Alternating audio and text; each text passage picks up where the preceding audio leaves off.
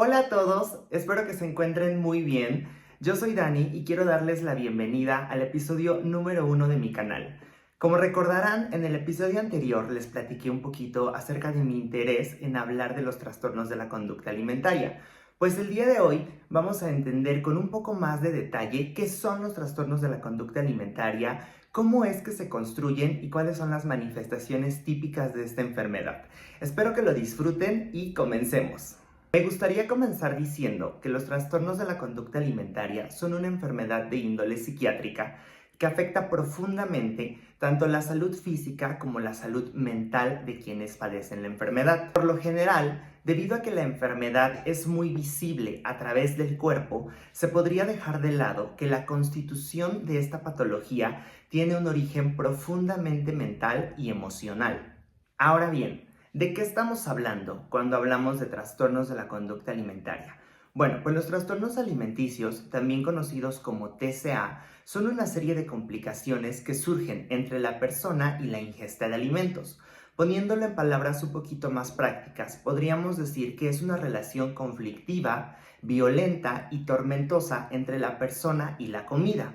Por lo general, las mayores preocupaciones de quienes padecen la patología giran en torno al aumento de peso y a la imagen corporal. Es importante que entendamos, antes de avanzar un poco más, que el origen de los trastornos alimenticios tienen una constitución multifactorial. Esto significa que no es un único suceso aislado el que da origen o el que termina ayudando a que la enfermedad aparezca, sino más bien son un conjunto de situaciones, tanto internas o externas, que van sumando para que eventualmente el trastorno pueda manifestarse. También es muy relevante que entendamos que históricamente los TCA han afectado mayormente a mujeres y mujeres jóvenes pertenecientes a países occidentales. Sin embargo, en años recientes son cada vez más los casos de hombres y de adolescentes varones que son diagnosticados con esta enfermedad. Personalmente, creo que existe un gran prejuicio alrededor de esta patología y esto en muchas ocasiones lleva a que muchas personas, especialmente los chicos o los hombres, no reciban un diagnóstico y por ende que tampoco puedan acceder a un tratamiento. Cuando hablamos de trastornos de la conducta alimentaria, debemos entender que no pueden ser englobados en una única categoría. En realidad, hay algunos que pueden ser de tipo restrictivo, como en el caso de la anorexia, y otros que pueden ser de tipo purgativo, como en el caso de la bulimia. También, por supuesto, tenemos el caso del trastorno por atracón. Así que ahora vamos a detenernos un poquito más en cada uno de ellos para entenderlos con mayor detalle. La anorexia se caracteriza por una pérdida de apetito de forma voluntaria, con la intención de perder peso de forma rápida mediante la restricción de alimentos, especialmente de aquellos que tienen un alto contenido calórico. Ahora, en el caso de la bulimia se caracteriza por la aparición de atracones. Un atracón consiste en la ingesta de alimentos de una forma mayor a la habitual en un periodo de tiempo muy corto. Por lo general, posterior al atracón aparece el uso de métodos de compensación. Estos métodos van desde el ayuno, el uso de laxantes, el realizar ejercicio de forma compulsiva, hasta la inducción del vómito. También es importante mencionar que algunos de estos comportamientos pueden aparecer también en la anorexia. Me parece importante mencionar que una persona no tiene que realizar forzosamente todas estas conductas para que pueda ser diagnosticada o para que se pueda considerar que tiene un trastorno de la conducta alimentaria.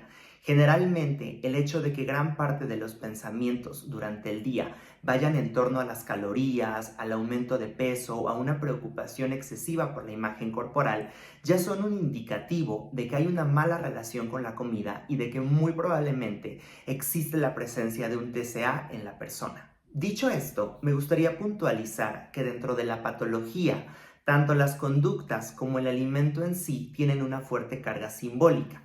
¿Qué significa esto? Bueno, pues que el control que la persona desea o intenta ejercer sobre el alimento es una metáfora del control que desea ejercer sobre otras áreas de su vida, especialmente lo emocional.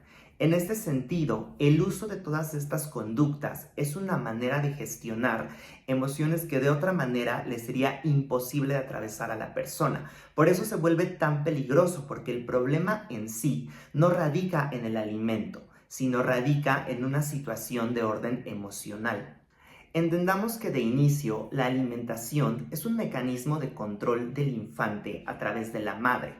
En este sentido, que una persona se rehúse a comer podría también interpretarse como la búsqueda de autonomía o la revelación del sujeto frente a una figura de autoridad, que intenta de alguna manera imponer un modo de vida o un modo de control a través del alimento. Me gustaría compartirles una cita de Alice Duarte, que es una socióloga de origen uruguayo. Ella nos dice que se trata también de una lucha de poder entre una persona y otra por el control del cuerpo. Es una disputa de los dominios público y privado. Ahora, voy a retomar también las palabras de Brian Turner, que es un sociólogo de origen australiano, que desde los años 80 ya decía que la anorexia es un esfuerzo en pro de la libertad individual con respecto a la jaula de oro de la familia sobreprotectora de clase media. Esto es muy importante entenderlo porque nos permite conocer cómo es el contexto de quien desarrolla la patología. Al inicio del video yo les planteaba que mayormente esta enfermedad ha afectado a quienes pertenecen a una clase social media o alta dentro de países occidentales. ¿Pero por qué se da esto? Bueno, principalmente porque en estos contextos el acceso al alimento no implica un problema. Y por otro lado, porque se tiene un alto nivel de exposición, no solamente a los mensajes de los medios masivos de comunicación, sino además a todos estos mandatos que nos indican cómo debe ser nuestro cuerpo y cómo tenemos que lucir para ser no solamente deseables o consumibles socialmente, sino además para poder conducirnos entre la sociedad y tener acceso a un conjunto de privilegios que no existen para personas que no pertenecen a estas hegemonías corporales. Ahora, entendamos un poco más a detalle los aspectos simbólicos que existen en el desarrollo de la anorexia y de la bulimia. En el caso de la anorexia, el rechazo hacia el alimento puede entenderse simbólicamente también como el rechazo hacia una figura de autoridad, probablemente la madre, pero además también manifiesta el deseo de invisibilizarse frente a la mirada del otro, y este otro puede ser un posible depredador. Esto es muy delicado y es muy importante. Más adelante, en próximos videos, me gustaría desarrollar la relación que existe entre la constitución o la aparición de un TCA y un historial de abuso sexual infantil.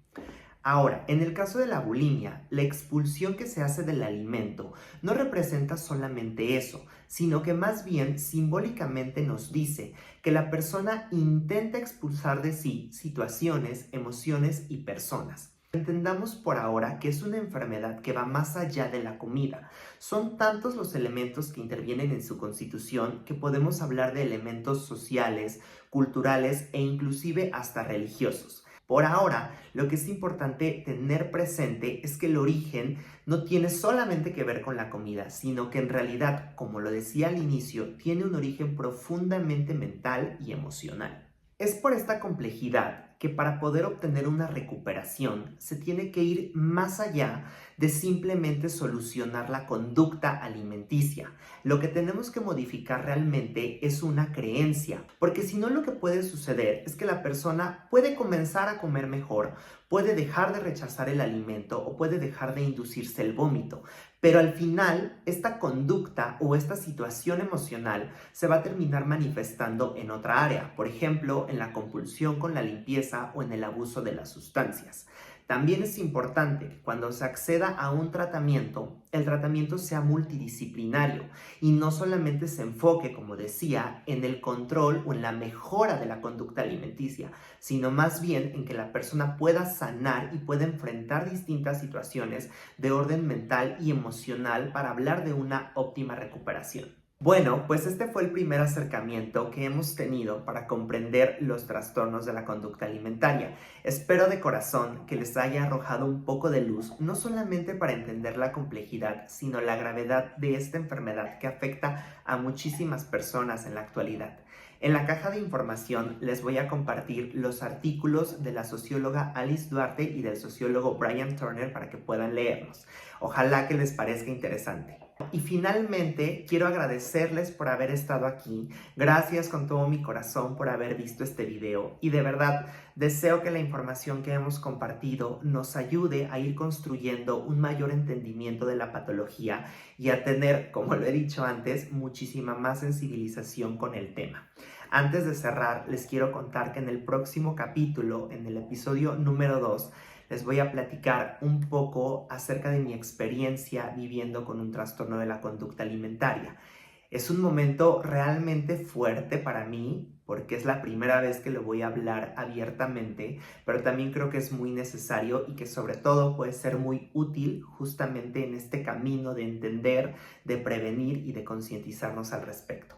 Pues les mando un beso muy muy grande, nuevamente les doy las gracias, déjenme sus comentarios, déjenme sus opiniones y nos estamos viendo en el próximo video. Les mando un beso enorme. ¡Mua!